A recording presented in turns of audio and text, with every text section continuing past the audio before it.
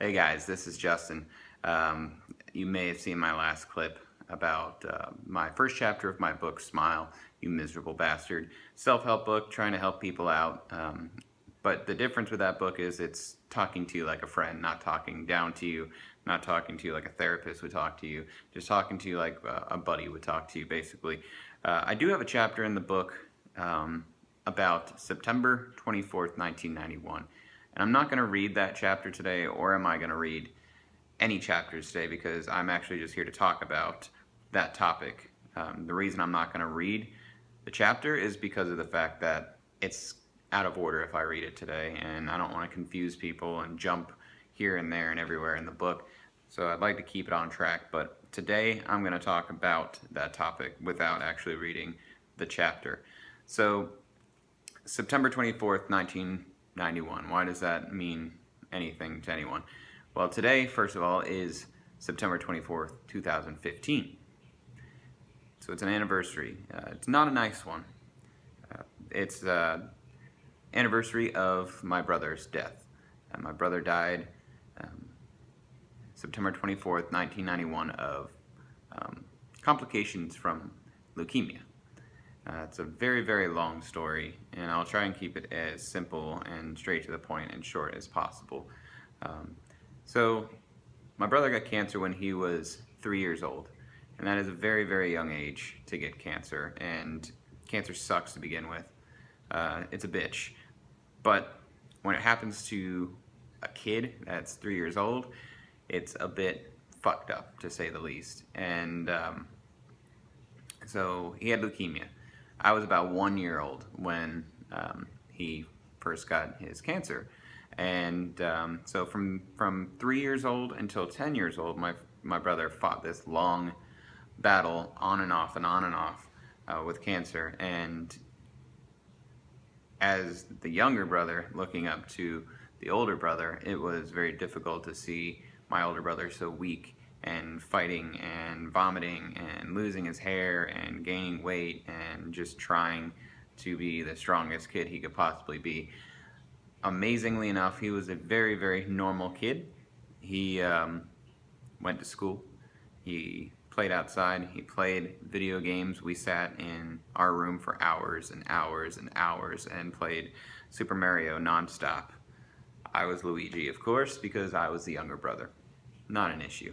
But I'm still Luigi today, just to kind of have fun with that and remember. But needless to say, it was a rough upbringing for him, and it was a rough upbringing for me as well, because I had to live in and out of hospitals and slowly watch my brother get sicker and have the celebrations when the cancer was gone, and then be sad and cry again when the cancer came back and left and came back and left and came back, and it just got worse every single time. So when the cancer came back for the last time, my dad was working for the military at that point, in the Navy, and my mom was working at a local food line in Virginia Beach. They were trying to make ends meet, trying to pay the bills, the hospital bills and things like that, because you have no idea how much that is. A lot of money, and they were just working endless, countless hours trying to do the best they could to help out me and help out my brother and get treatments and things like that. So the military hospital, wanted to do a bone marrow transplant for my brother. This was kind of a newer thing at the time, and they said that it would help possibly fight all the cancer in my brother's blood, in his system. So they had to actually go through, blood test all of us in the family to see who was the closest match for my brother's blood type. That actually ended up being this guy right here, myself. I was 8 years old at the time, and my parents left it up to me to see if I wanted to donate my bone marrow for my brother. And I said yes, and didn't really understand the procedure when I was a kid. Didn't really know what it was gonna do. I knew it was a surgery. I knew I'd have to be put to sleep for it, but I didn't really realize that what it was. And what a bone marrow transplant really is they take needles about this long, stick it into your back, into your bone marrow, where, you know, the marrow comes from, where your blood source is in your back. And then they will just take it with a syringe, pull out your blood straight from the bone marrow, spit it into a pan, and then basically put it in a IV bag and put it into my brother's system to help fight off all the cancer that was in his system. Unfortunately, when they did the surgery, they did it incorrectly, and they took out the adult amount of bone marrow that was supposed to be taken out for an adult out of me as a child at 8 years old. So I was very sick, on the verge of death myself. So imagine having 2 kids in the hospital at the same time on death's bed, and what my parents must have had to go through with that kind of situation as well was pretty messed up, to say the least. But I pulled through, and my brother started pulling through. I couldn't walk for about 4 or 5 days. I didn't have the energy. I was white as a ghost, and every time I stood up, I puked. But I slowly got over that, and my brother started doing very, very well. The bone marrow was doing well. And then after a 7 long year fight with cancer, my brother caught Legionnaire's disease in a sterile room at the hospital. So he had to stay in this room that was sterile, and we had to actually go into the room wearing scrubs from head to toe, cover our face with masks, gloves, booties, all sorts of stuff, to go into this room and interact with my brother. Every single thing in there had to be sterile. But yet somehow he caught Legionnaire's disease through the ventilation system of the hospital. And because his immune system was so low, he couldn't breathe on his own, so they had to put him in a medically induced coma to put him on a machine to help him breathe. Fast forward a couple of weeks later, and he couldn't breathe on his own. So I remember sitting in an apartment in San Antonio, Texas, where the hospital was, and I was playing the brand new Super Nintendo, 16 megabits or bytes or whatever, pixels, instead of 8. So it was an awesome system at the time. You know, it was 1991, so give me a break. But I know my brother was very excited about that because he was the biggest fan of Mario. He was the biggest fan of Nintendo, and now they had a Super Nintendo with a Super Mario. So I told him before he got really sick that we would play together. So I was playing Super Mario World, and I was staying with my uncle at the time. My uncle Rick came to stay with me and take care of me while my parents were constantly at the hospital nonstop by my brother's side. So got a phone call that day, and my uncle started crying on the phone, and I paused the game, and after he was done on the phone, he looked at me, knelt down, and said, "Your brother's not going to make it past today. They're going to be taking him off life support." He couldn't pull out.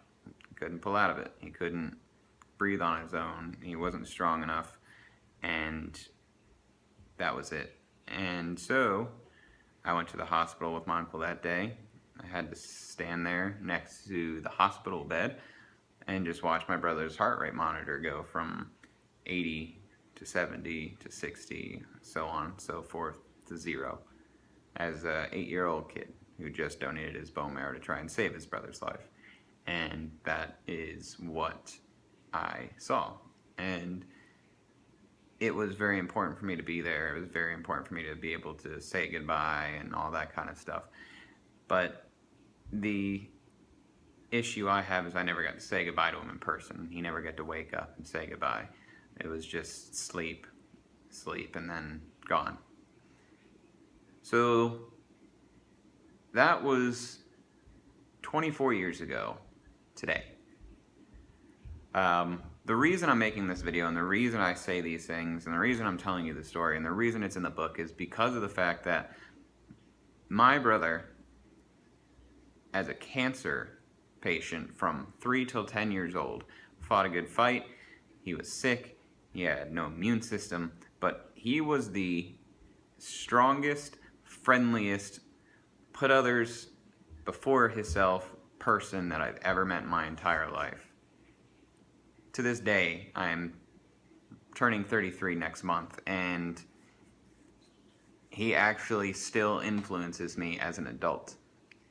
Being able to sit there and think back on my brother and how he would bring flowers into school for someone that was having a bad day, or he would comfort my parents when he was sick, or he would comfort me when he was sick, and he had this constant smile on his face even though he was going through chemotherapy and losing his hair, and he would just make jokes about it. You know, we'd be at home playing games, and he was just a strong person who didn't let anything get him down. Nothing. And that he was like that until his very last breath. So on this day, it is Cancer or Childhood Cancer Awareness Month. So I just want everybody to think about that, do some research on childhood cancer and how we can help fight it and what we can do to donate time, money, energy, and just help out this cause and get rid of it. Hopefully that's something that'll happen in our lifetime, because I know that's one of the things my brother always wanted. So today I live my life in the sense of, am I going to make my brother proud? Am I going to do something that he would have done at this age, or even at the age of 10? Am I doing something that he would have done? Is it something that he would have approved of? And I live my life by that motto because of the fact that he is the strongest person I ever met at 10 years old. I could only imagine what he would have been like now. But it's just, I just wanted to share that with you guys. I will read the book, the chapter, when it comes to that time. But just if you have any brothers and sisters, or moms and dads, or cousins, or anybody you don't talk to now, just do yourselves a huge favor and call them. Any kind of argument that you may be having has nothing on losing that person forever and never being able to tell them that you're sorry, or they're sorry, or give them a hug and tell them that you love them. I can't do that. I can't do that today. So for me, for Jared, for every other child out there fighting for their lives, please don't take advantage of your siblings or your parents or anyone. Give them hugs. Tell them that you love them, because I can't do it with my brother. And I would give anything to be able to do that. And 24 years later, it's not any easier. I think about it every single day of my life. And I think about him every single day of my life. He's influenced me. So if there's one thing positive that I can take away from this whole situation, is the fact that he's made me the man that I am today. And I will keep following him until my very last breath. So thank you guys so much for tuning in here today. And we'll see you in the next chapter. Thanks, guys.